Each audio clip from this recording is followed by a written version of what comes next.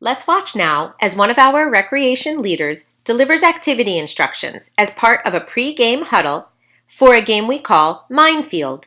Minefield is an obstacles race during which each team tries to shuttle their blindfolded teammate through the course as quickly as possible. We're going to start from these cones for the first half. We're going to bounce on your left foot all the way to this cone over here. When you reach this cone, you're going to switch to your right. You're going to bounce on one foot all the way to over here, to these cones. When you get to these cones, you have to crawl under here, okay? When you get out of your crawling stage, you have to give me 10 push-ups. If you're a lady, you can do 10 girl push-ups. After you get past those 10 push-ups, you're going to walk through here without knocking any of the cones down. Grab the ball and do the same exact thing on the way back, okay? Did everyone understand? Does anyone need any clarification? No! Okay, so who wants to be blindfolded first? Okay, so you saw she delivered the instructions alongside her demonstration. Sometimes this is very effective, as it was here. Other times it's helpful to deliver your instructions first and then demonstrate second. She had the youth's attention. You may have noticed that her colleagues were strategically standing in close proximity to each team. Close proximity helps to ensure active listening. She spoke clearly and loudly, and she checked for understanding with the questions, "Does everyone understand?" and "Does anyone need clarification?" Let's watch now as the youth begin the game. Alright guys, it's just to refresh, it's left foot first, then you're going to switch to right foot after the cone, okay? Okay, ready? Go! You guys have to go with him. Let's go! You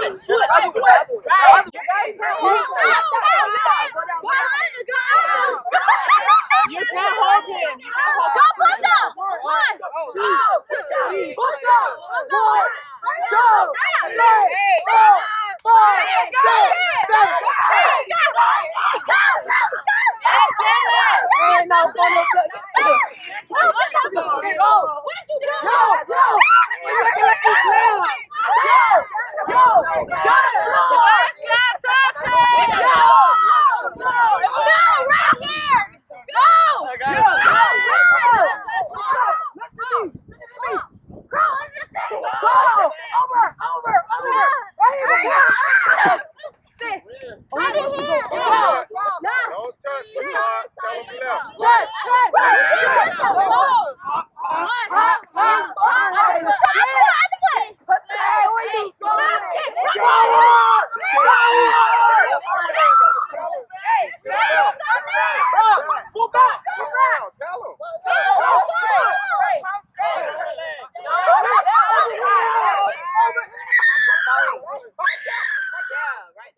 Take a few moments now and think about what you might say to the group before blindfolding the next youth on each team. In a few moments, I'll continue the video so you can see how our coaches addressed the group. Alright, good job. Hey, now let's switch it up. We're going to switch out the blindfolds, guys. We're going to switch out the blindfolds. Hey, pay attention. Listen. If you can hear me clap once, you can hear me clap twice, you can hear me clap 3 times. Alright, listen up. So now, that's a lesson, alright, for both sides. If you were blindfolded, of course, you have to pay attention and listen. If you weren't blindfolded and you were trying to communicate, you notice you can't say, "Hey, go over there," because there means anywhere. How can you help them get to where they need to go even more clearly? Say go left, right, stop, turn around, back up. Exactly. We have to give clearer instructions, all right? So now, if we've changed our blindfolded person, just to build up on what Coach Saul was saying, guys, just a reminder, you're not allowed to touch the blindfolded person. Our coaches did several things there that are very important and that reflect their close and careful observation during the gameplay. First, note the signal used to get the group's attention. If you can hear me, clap once. If you can hear me, clap twice. It's never helpful to talk over your kids. Whistles, hand clapping, call and response, these are all good options for bringing the group together for a pre- or post-game huddle, or in this case, a mid-game huddle. Second, Solomon used this opportunity to highlight the leadership skill of effective communication, a skill that Minefield really lends itself to practicing. He encouraged the kids to become more intentional about their communication strategies and implied he'll be looking for evidence of clear and precise verbal communication.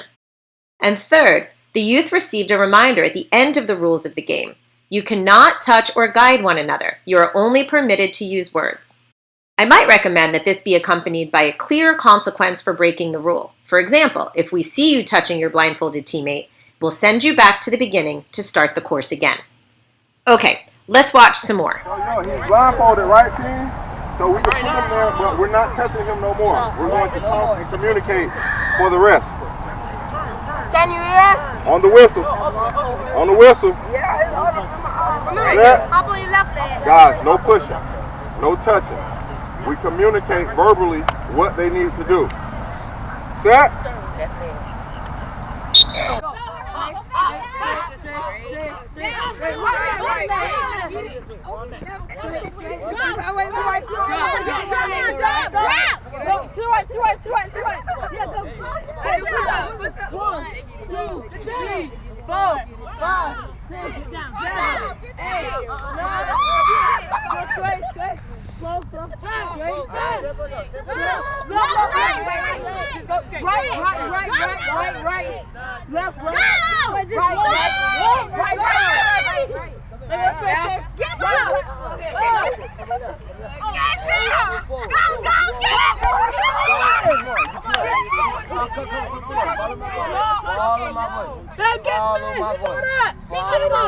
You good. Pick up the ball. Look, turn around. Turn around. Right there you go. The ball just got. Turn up.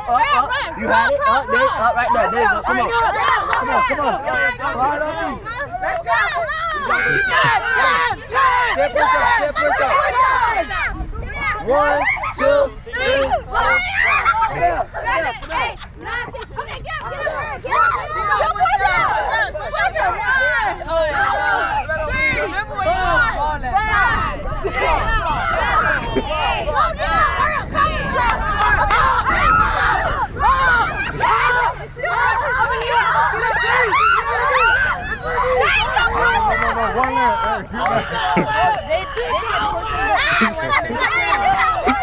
Notice that the kids followed the rules more closely, avoided touching one another, used their verbal communication skills more effectively, and appeared to have a lot of fun.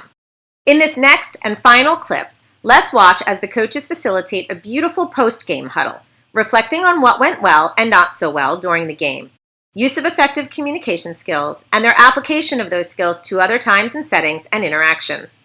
Note in particular Solomon's own modeling of effective communication skills, their effort to encourage the youth to problem-solve things that didn't go as well, success in eliciting participation and engagement from the youth, appropriately ignoring a few subtle distractions, his engagement of other coaches in the discussion, and their collective use of both positive and constructive feedback. All right, guys, listen up. Pay attention. First of all, you guys are hilarious. You really are. Very entertaining.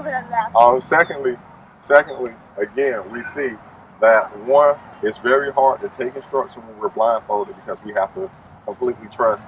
And two, sometimes it's even more difficult to give instruction, especially when we're talking about giving specific or more clearer instruction. All right. Now, again, I'm proud of you guys. You did a great job. However, there are some of us who just won't listen to full and complete instruction. Now, you guys were in competition with each other, but let's point out, first of all, let's point out some things that we think we did great. Raise your hand if you think you did something great. Your team did something great, and tell me what it was. I'll start right here. When you crawl, like if you're on the wrong side of the cone, they like give you the right direction. They give you the right direction. Cool. We were cooperating and like we were telling each other, even though it's kind of difficult because like some people did something too early or we did it too late, but we were able to cooperate and get through the whole thing. Okay. You got your hand up? Yes, you did. We're not. What's up, Michelle? Okay. All right. Anybody else have anything that we did that we think we did great? I think you guys did great as a whole, as a team, as a unit. We did some things too early. We did some things too late. We maybe tried to help or assist. I'm not going to use the cheap word. We tried to assist our blindfolded person a little bit too much. But those are some things that we can definitely work on. Outside of that, who else noticed some things that maybe we can work on? Yes, sir. Like, because for some reason, like, when you're, like, blindfolded and, like, when you're, like, hopping or going straight, you always happen to, like, turn. You always happen to turn? Okay, so now what do you think that we can do to fix that? Or, like, for the people who, like, who are giving you directions, like, they can just, like, tell you to, like, walk slow and just go straight. Okay, so now it's not always about speed, right? If we slow down a little bit, life lesson, right? When we taking a test, we want to rush to say we're the first one done, right? Our parents tell us to clean up our room, we want to rush and say we're the first one done. But because we're speeding, a lot of times we can be misdirected or go the wrong way or not complete our task the way that we could have if we did what, Memphis? Slow down. There you go. Thank you, Marquette. All right. But overall, great job. Remember the conversation that we had inside. Conflict resolution, talk about team building, talk about communicating, thinking outside of the box. I think Memphis really just gave us our lesson. I think that's key. That's a great way to end this session before we get more feedback from our coaches. Even in life, when we're in hallways, when we're at the school, when someone is being disrespectful to us, when someone is being petty, only thing that we have to do sometimes is do what? Walk away. Walk away. Slow down. Slow down, theme. Man, y'all messing up the theme. Only thing we have to do is what? Slow down. If we slow down, guys, we can think. We can also receive clear instruction maybe from someone else. All right? Because a lot of times when we're making decisions and we're mad, we're misled, we're blind, we're blindfolded.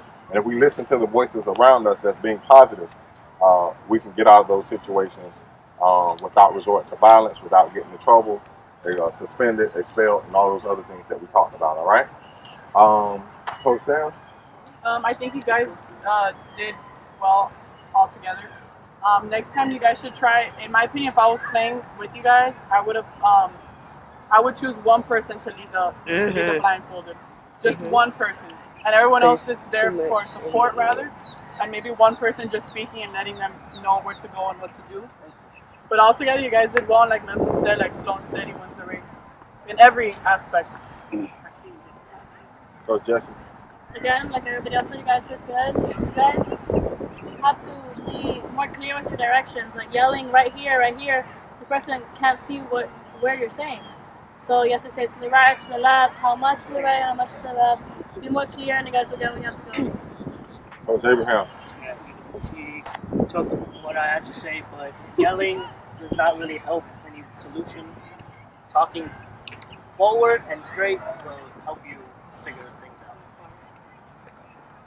Note the whole conversation lasts only 5 minutes, but it's engaging and meaningful and substantive. A conversation like this with your kids, 5 minutes every day, equaling almost a half hour every week, adds up quickly to substantive opportunities for modeling, teaching, learning, extending, and applying our life and leadership skills. All right, cool. So that's it, guys. We're going to break it down with a slow down on 3. Y'all can leave them on? Oh, the other one, you did second your thumbs. That's German. Our hands out there. Everybody hand in, hand in, hand in. Bro, what y'all doing? Hey, what y'all doing, bro? Put your hand down, Rihanna. Come on, Kevin. Ariana got hers. Put it down. Y'all are special. Slow down on 3, slow down on 3. 1, 2, 3.